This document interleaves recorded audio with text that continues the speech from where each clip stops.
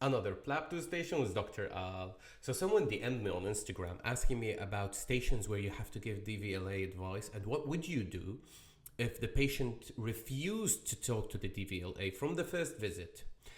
So I'm not completely aware about which station that person was talking about, but we know that when you have to give the driving advice, you need to know the indications too. So as I'm aware, it's stroke, epilepsy, insulin, crescendo TIA, and sleep apnea. For the sake of this video, I'm going to give you the approach of this in a patient with sleep apnea, because it's the simplest one among them and it's only a short video. So you have the sleep apnea. You start with the history, taking the same thing as I mentioned before. P1, chief complaint, why are you here? Mostly it's going to be tiredness, so you have to go with Odipara's scheme. You carry on with it. P2, past medical conditions. You want to ask about conditions that could cause issues sleeping. You want to exclude anxiety, depression, hypo and hyperthyroidism. Both of them causes trouble sleeping.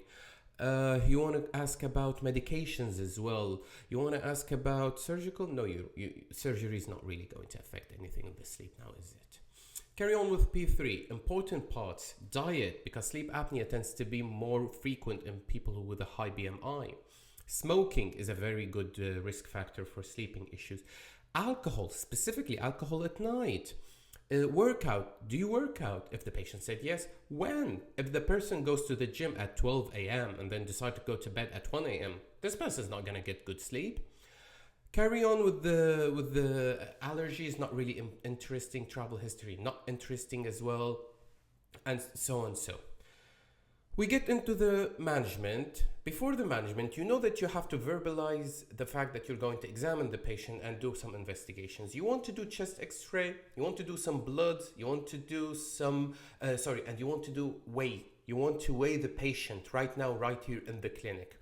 This to calculate the BMI. If it's high, that's slightly better to indicate sleep apnea. You get on with the management. You're not going to manage. You're not going to do anything. You're going to give advice about DVLA. If the patient refused straight away, say, I'm sorry, but if you don't do it, I'll have to do it. And then the patient would most likely say, okay. If the patient insists, no, I'm not going to tell DVLA, it's your responsibility to tell DVLA.